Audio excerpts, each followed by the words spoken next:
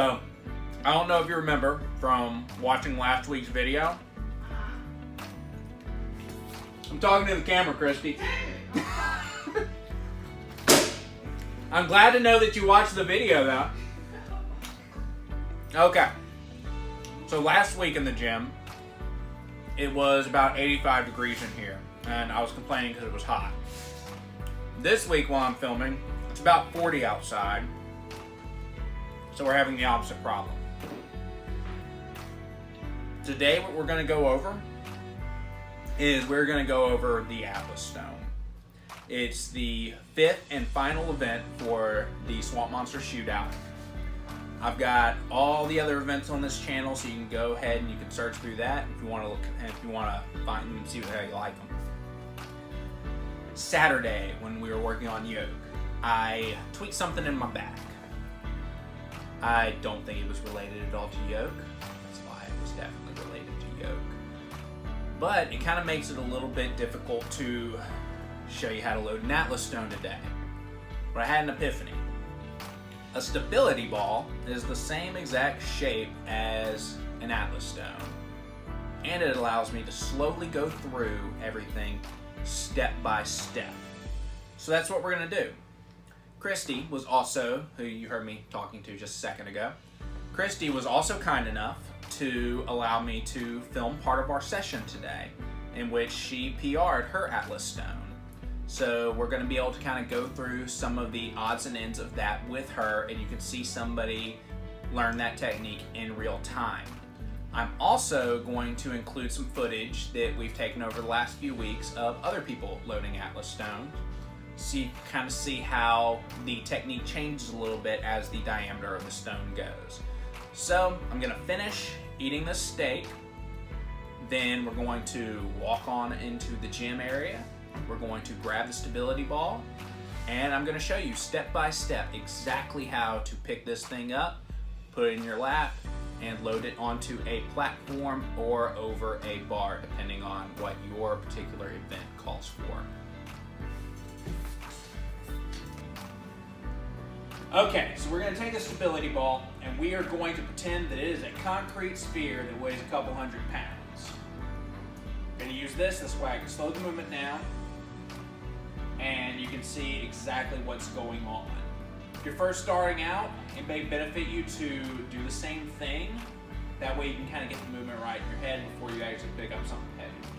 So the very first thing you're going to do is you're going to split this ball in half with your mind, directly through the center. That's going to be your balance point. That's where everything needs to happen. That's where you need to put it over your midfoot. And the way you're going to do this is you're going to take the center, your first knuckle on your big toe, and you're going to line up that imaginary line. Next, what I want you to do is I want you to splay your fingers out just as far as you can. This is going to help you to cover as much surface area on this ball as you can. Some people, it really helps if they think Spock hands and kind of get under there. At this point, I just spread them out as far. You're going to go down, and you're going to hug the ball directly over that center line. You are going to crush it as hard as you can. Next step, you're going to lift the ball up past your knees, and you are going to step in with one of your feet. I'll show you that from this side. Crush the ball, lift it up past your knees, step in. From here, what you're going to do is you're going to pull it into your lap, and you are going to go over the top. When you're first starting out, you're going to want to come under the bottom. Don't do that. Do not do that. That's a really good way to tear a bicep. Don't do it. So, over the top, and you are squeezing that ball into your body. From here, this is where it gets explosive. You're going to load your hips, you throw them back, and then you are going to throw them forward as hard as you can while simultaneously rolling it up to your chin.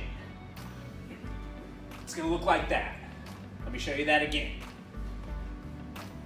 Squeeze it in, load the hips, and you're going to roll it up your body.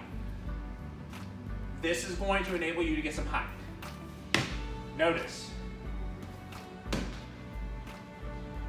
You load the hips, and then when you throw them forward, triple extension. You're coming up on your toes. You're squeezing your butt forward as hard as you can. This is going to create power. It is a static movement until you get it to your lap, then it becomes power movement. So now we're gonna cut some footage of people actually doing this, and you can see what we're talking about. Okay, so we're gonna go through this step by step. Now I want you to rush any of the steps. What I want you to start with is I want you to line your first knuckle of your big toe directly across the halfway point of that sphere. A little bit more forward, a little bit more forward. Okay, that's good. Next step, think like spot cans. It's gonna help you get as under the stone as you can. Reach down and crush the stone.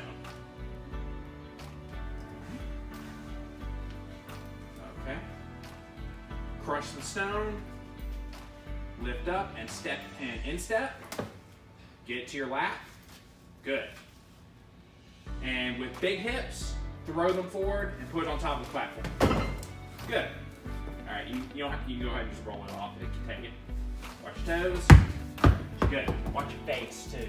Oh yeah, I remember last time. Yeah, remember that time you caught yourself in the face with the bounce? Don't do that. All right. We're gonna try it again. We're gonna go a little bit higher this time. You got this though. You got plenty of height on that last set. Let me readjust this camera a bit. All right, so again, feet are in a good spot, spot hands, crush the stone. Deadlift it up, get it to your lap, and fast hips. Perfect. Good, good. All right, so remember, get under it as much as you can. When you get it to your lap and you throw your hips forward, roll it up to your chin. You have got this, Christy.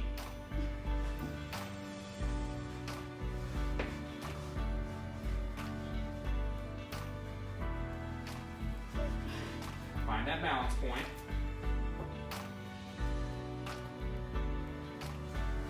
Good, good, good, good. All right, get it to your lap. Watch your toes. All right. So now what happened there is you didn't pull it into your lap. Yes. You've got to pull it into your lap. If you don't, it's too far out in front of you. Quickly. So we're going to save that part of the video because that's going to be a learning moment for everybody watching at home. Okay. You're going to get it on this next time, next round. All right. All right. Feel like you're ready? Your turn. Turn around and show the camera that. Yeah. All right. Power attack.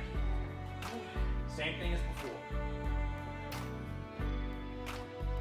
Reach down, crush that stone. Good. All right, into the lap. Awesome. Now get over the top of it. And roll up your body.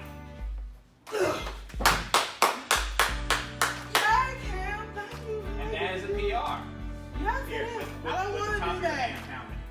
I don't want to drop it. It's okay. I'll take care of that part. It's not going to hit you. All right. You just taught everybody how to load an Atlas stone. I know.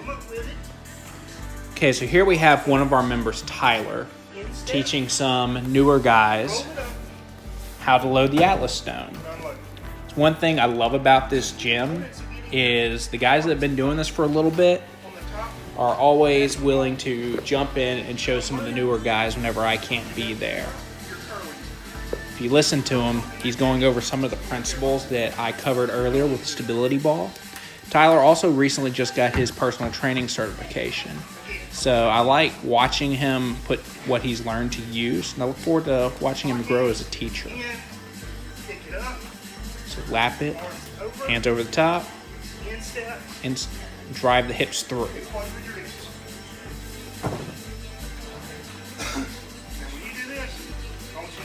Alright, so next up we have Lauren. This was actually a PR for her. This is a 240-pound stone. She had been trying this for a while. Look at her forearms. Notice how they're wrapped in athletic tape. She's got tacky on those. Drive it up! Yes! And she was able to get it up. Good job. Clap. Okay, so this is Jason. He came to the gym last week. What he's doing is he's doing 2 rounds of 30-second AMRAPs. This was his second round. He got 2 of these on the first round. That's 1. So this time he wanted to beat it. And we've got Justin back there making sure those risers stay square so it doesn't screw him up whenever he goes to do the next round. This is a 288-pound stone.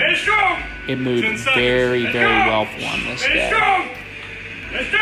He has a little bit of a different technique. He kind of squats it up and then comes up on his toes. Time. This was at Alabama Strongest. This was Tyler's stone run. He just throws it up there. That was a light stone form. This one, you'll see him load the hips a little bit more. So picks it up, laps it, loads the hips, and throws them forward as fast as he can. So now I want to talk to you a little bit about some of the tools that you can use to make this movement go a little bit better for you. This is tacky. This particular brand is Spider Tack. A gym out in North Carolina are the guys that made this. It's basically really strong tree sap. So what you do is you get you a big glob, you put it, you know what, I'm gonna show y'all. So you can kind of see what's going on. I'll go ahead and waste some of this. So that's what it looks like. It's basically tree sap. And it is very, very sticky. So what you're gonna do is you are going to get you a glob, a little bit more than that. Make sure you don't get it on all your equipment. And you're going to put it right in the center of your hand.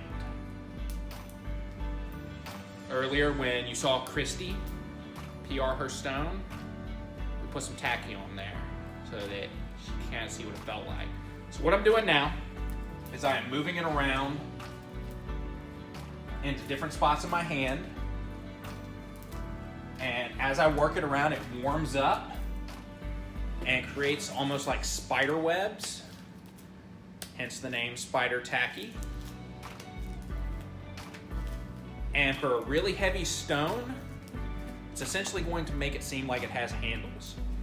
In competition, what you're going to want to do is you're going to want to get some athletic tape.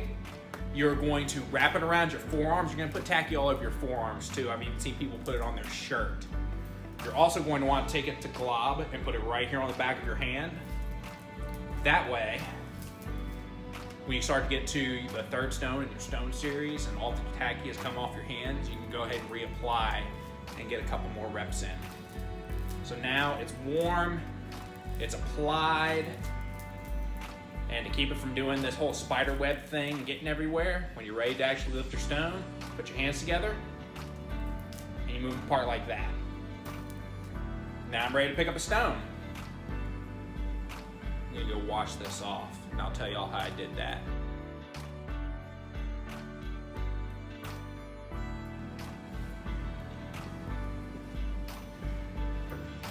All right, so I am back after getting the tacky off my hand.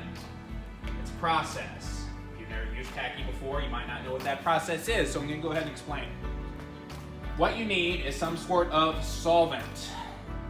WD-40 works great, and as far as I know, it's the most economical option for getting this stuff off. You just saturate your hands with WD-40. It's gonna take the stickiness away from that material, but then you'll have WD-40 all over your hands. Some sort of dish soap will take care of that. Goo Gone also works very well for getting tacky off of your hands. So just something that is going to break up that tacky. So WD-40 to get the tacky off, dish soap to get the WD-40 off, and from there you just wash your hands with regular soap and water, dry them off with a towel, and you're good to go. Make sure you don't get any of this on your equipment. It's a pain in the ass to take off. Usually what we do is we throw open our door, because we're right next to big bay door with the stones. We set this outside, you tacky up outside, you WD-40 up outside, and then you go into the bathroom and you have somebody else turn on the water for you. That way you don't get it all over the gym. If you're working out in a commercial gym, they will not like you if you get this all over their stuff. So let's say hypothetically you don't have access to any strongman equipment, but you want to enter a competition anyway. The promoter's not going to care if you don't have access to stones. When you get to the competition, you're going to need to do them. The most economical way to sort of train this is going to be to go to an army surplus store and get you an old army duffel bag.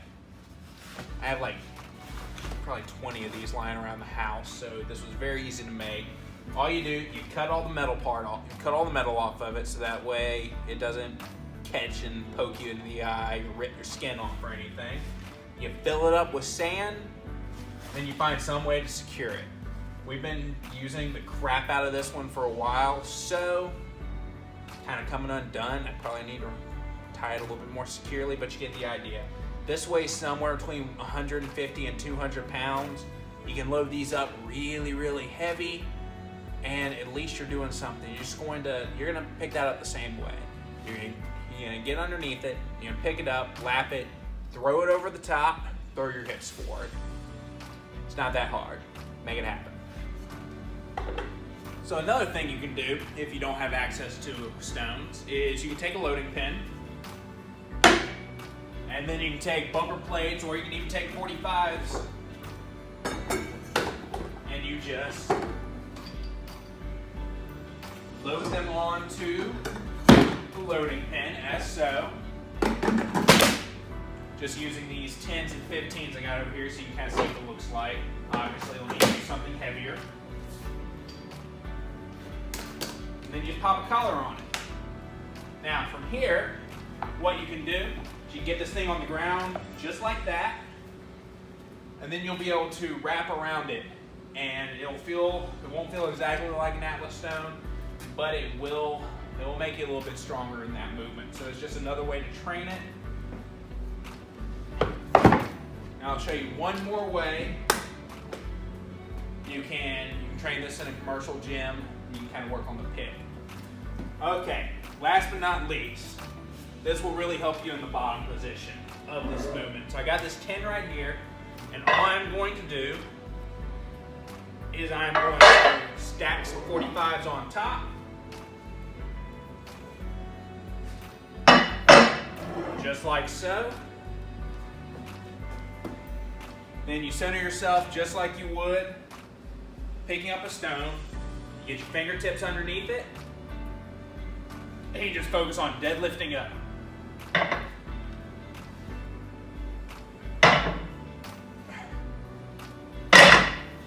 That'll help you a lot with the bottom position of the stone. Other than that, that's it. So that's it for the video. If you liked it, make sure you like and subscribe, share it to your friends, and don't forget to check the channel because we also have other videos for the upcoming competition as well. We have axle clean and press, we've got Husafeld carry, we've got Jefferson deadlift, and we have yoke walk. This is the last video for this series. Stay tuned because what I'm going to do now is we're actually going to cover some more common lifts. That way maybe it'll reach more people. So like I said, if you like the channel, make sure you like the video, subscribe to the channel, and I look forward to seeing all of you soon.